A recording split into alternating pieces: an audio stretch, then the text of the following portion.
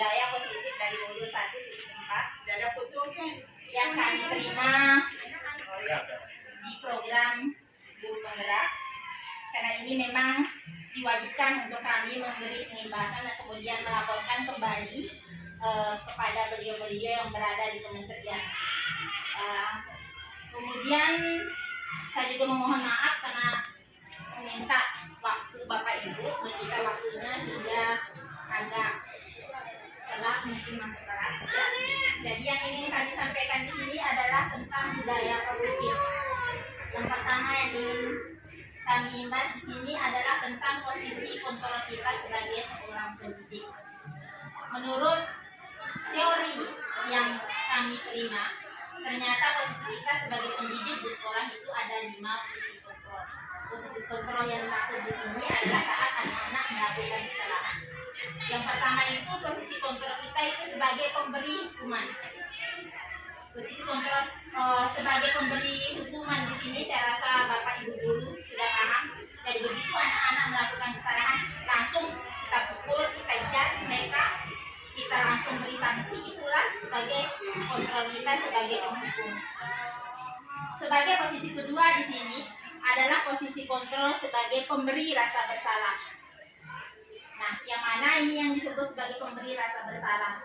Ketika anak-anak melakukan kesalahan, kita mengucapkan kalimat-kalimat yang membuat mereka merasa, yang akan membuat anak-anak itu merasa rendah diri dan merasa tidak percaya diri. Kemudian posisi ketiga itu posisi kontrol kita itu sebagai teman. Kita melebur dengan mereka, memposisikan diri sebagai teman bermain mereka, dan ini juga tidak terlalu pas sebenarnya ya posisi ketiga ini, karena kadang-kadang anak-anak ini melewati batas dengan kita. Maralin Desmawa ini kadang-kadang ya otak-otak dengan Dodi, ini juga tidak dianjurkan untuk kita sebagai pendidik. Nah, posisi kontrol kita yang keempat adalah posisi kontrol sebagai pemantau. Mana yang disebut sebagai pemantau ini? Posisi kontrol kita sebagai guru ketika anak-anak melakukan kesalahan, kita langsung mencatat semua kesalahan murid, kemudian kita konfrontasi dengan dia itu tentang tata tertib yang sudah ada di sekolah. Misalnya saat anak-anak merokok mungkin, atau saat dia mengganggu teman, kita catat kesalahannya, kemudian kita langsung baca, oh kesalahan kamu ini sesuai, tidak sesuai, bertentangan, bersinggungan dengan tata tertib sekolah nomor sekian, kemudian kamu akan mendapat sanksi seperti ini. Itu adalah posisi kontrol kita sebagai pemantau. Jadi kita langsung menimbangkan kesalahan anak-anak dengan tata tertib yang ada di sekolah. Kemudian posisi terakhir itu adalah posisi kontrol kita sebagai manajer. Nah, menurut teorinya, posisi ini yang diharapkan bisa kita terapkan di sekolah. Mana yang namanya posisi kontrol sebagai manajer? Seperti yang diteliti ternyata bahwa anak-anak itu sebenarnya dari lahir itu sudah membawa 2 sifat, ada sifat baik dan ada sifat buruknya. Ketika mereka berada di lingkungan, kita sebagai orang yang lebih besar, sebagai pendidik, kitalah yang bertugas menekan agar sifat buruk mereka itu tidak muncul ke permukaan. Tetapi sifat baik ini tidak akan bisa kita tekan dengan melakukan hukuman, memberi sanksi, membuat mereka merasa bersalah. Tetapi kita akan terus memantau mereka dengan melalui yang namanya segitiga restitusi. Jadi di sini ada teori yang namanya segitiga restitusi yang diharapkan bisa kita terapkan kepada peserta didik kita. Nah, pada segitiga restitusi ini, ketika anak-anak melakukan kesalahan, jadi langkah yang pertama kita itu diharapkan itu bisa menstabilkan identitas mereka. Mana yang namanya menstabilkan identitas? Ketika anak-anak kita panggil, kemudian kita bertanya, kita memberi pertanyaan ke anak-anak agar rasa di dalam diri mereka itu muncul. Kita akan bertanya, kita akan mengatakan bahwa tidak ada manusia yang sempurna. Ibu atau bapak juga pernah melakukan kesalahan seperti itu. Itu adalah salah satu kalimat yang mungkin bisa kita keluarkan ke anak-anak ketika mereka melakukan kesalahan. Nah, dari langkah pertama menstabilkan identitas seperti itu, kita melangkah ke langkah yang kedua. Langkah yang kedua ini adalah validitas dari suatu kesalahan, ya, memvalidasi tindakan yang salah. Dimana di sini ketika anak-anak berbuat salah, setelah kita mengeluarkan pertanyaan seperti itu, kita akan bertanya kembali, oh, kamu mau seperti apa?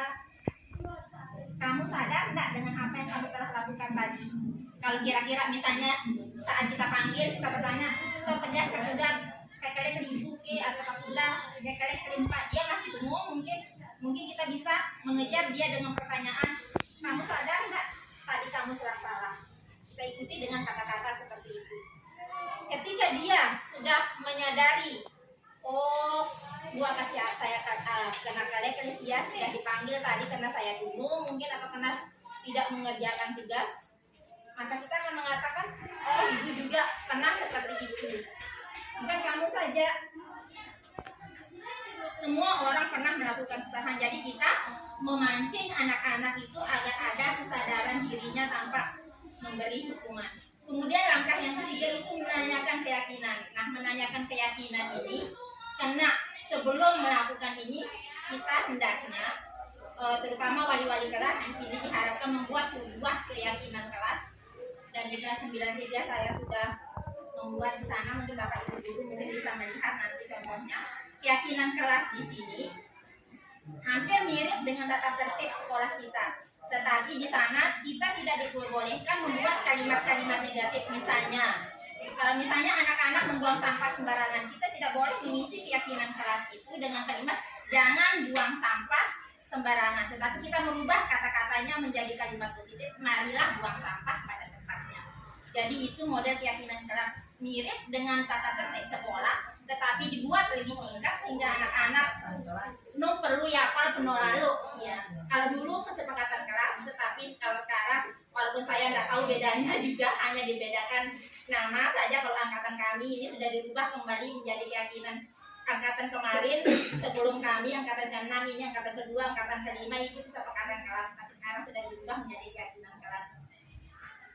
Nah, di keyakinan kelas ini seperti yang saya bilang tadi, itu tidak boleh terlalu banyak sehingga anak-anak itu bisa lupa. Kayak tata tertib di sekolah kita kan ada sekian banyak hingga kadang-kadang anak-anak nggak ingat satu-satu. Jadi kita hanya diminta membuat paling banyak 5 lah keyakinan kelas ini. Tetapi dengan catatan kalimat yang ada di sana itu adalah kalimat-kalimat positif. Nah, saya kembali lagi ke segitiga restitusi tadi itu. Pada langkah ketiga menanyakan keyakinan. Nah, ketika anak-anak sudah kita tanya tadi, kami ingat kesalahanmu, kemudian kita kompir ke keyakinan kelas. Kami ingat enggak apa keyakinan kelas yang sudah kita buat di kelas kita? Ketika anak-anak sudah kembali ke sana, sudah ingat ke sana tentang apa yang sudah dibuat, maka diharapkan dengan tahapan-tahapan seperti itu akan tumbuh di dalam diri anak itu kesadaran diri mereka untuk sadar tidak melakukan kesalahan yang sama lagi. Memang tidak bisa langsung sekaligus kita berharap marah dan tahu nih itu cabai kan padang berlalu. Kita tidak bisa melihat anak-anak seperti itu. Diharapkan nanti dengan mencoba dari sekarang, nanti di tahapan berikutnya saat dia di SMA, mungkin saat dia di kuliah, dia tidak akan lagi melakukan hal yang sama, melakukan kesalahan yang sama, sehingga sifat-sifat baiknya anak-anak ini akan muncul ke permukaan dan menekan sifat-sifat buruk yang ada di dalam diri mereka. Jadi itulah tadi budaya positif yang diharapkan bisa kita semua terapkan di sekolah. Maralin tahu lamin kita saipo, kita akan mencoba dari sekarang menanamkan, menjalankan walaupun pelan-pelan. Kadang-kadang mungkin tidak berjalan dengan mulus, tapi paling tidak kita sudah mencoba. Terima kasih untuk waktunya teman-teman semua. Assalamualaikum warahmatullahi wabarakatuh.